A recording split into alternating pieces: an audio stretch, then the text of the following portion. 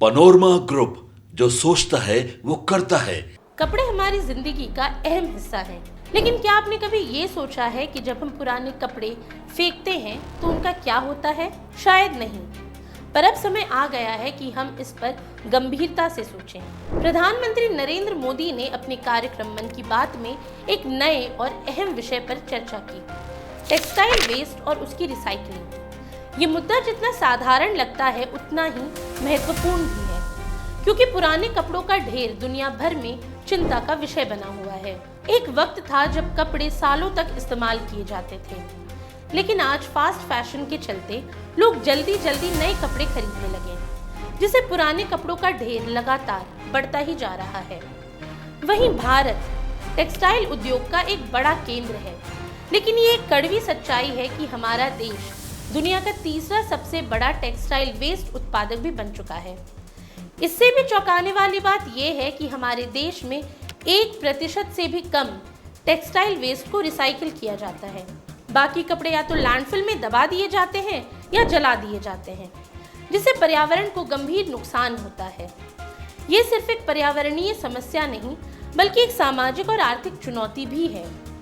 कपड़ा उत्पादन में पानी, रसायन, ऊर्जा और अन्य प्राकृतिक संसाधनों का भारी मात्रा में उपयोग होता है।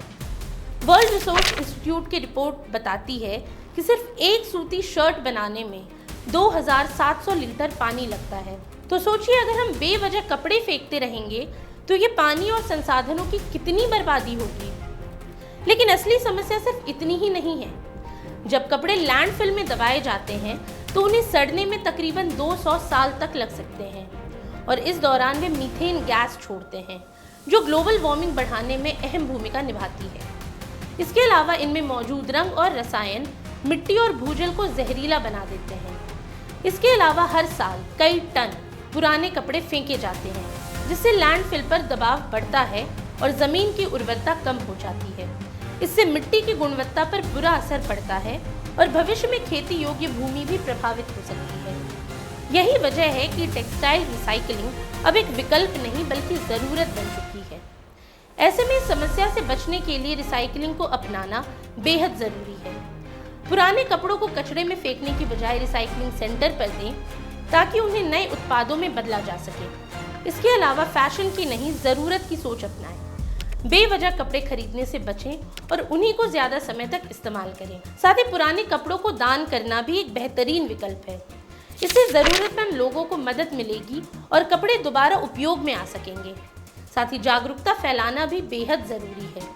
जितने ज़्यादा लोग टेक्सटाइल रिसाइकलिंग के फ़ायदे को समझेंगे, उतना ही हमारे पर्यावरण को बचाने में मदद मिलेगी। अब गौरतलब है कि टेक्सटाइल वेस्ट केवल पर्यावरण का नहीं बल्कि हमारी सोच और आदतों का भी मामला है। जिस तेज़ी से हम फैशन बदलते हैं, उतनी ही तेज़ी से हमारा ग्रह कचरे के बोझ तले दबता जा रहा है। लेकिन अच्छी बात यह है कि समाधान हमारे हाथों में ही है। आज जब दुनिया जलवायु संकट से जूझ रही है, तो हमें तय करना होगा कि हम समस्या का हिस्सा बनेंगे या समाधान का। बदलाव छोटे कदमों से ही शुरू होता है, और यही छोटे कदम मिलकर एक बड़ा फर्क ला सकते हैं। अब वक्त आ गया है कि हम फास्ट फैशन की दौड़ से बाहर निकलें और टिकाऊ जीवन शैली की ओर बढ़ें, क्योंकि धरती हमारी जिम्मेदारी है और इसे बचाने का कोई दूसरा विकल्प नहीं है। आज के लिए इतना ही। ये सामग्री आपके लिए जुटाई थी उर्वशी शेखर ने, और वीडियो संयोजन किया था राहुल कुमार ने। ये वीडियो आपको कैसा लगा हमें कमेंट सेक्शन में ज़रूर बताएं, और ऐसी तमाम रोचक जानकारियों के लिए बने रहिए न्यूज़ हाट के साथ। और अब तक अगर आपने हमारे YouTube चैनल को सब्सक्राइब नहीं किया तो अभी जाकर करें, और Facebook पर हमारे पेज को लाइक और फॉलो करना ना भूलें।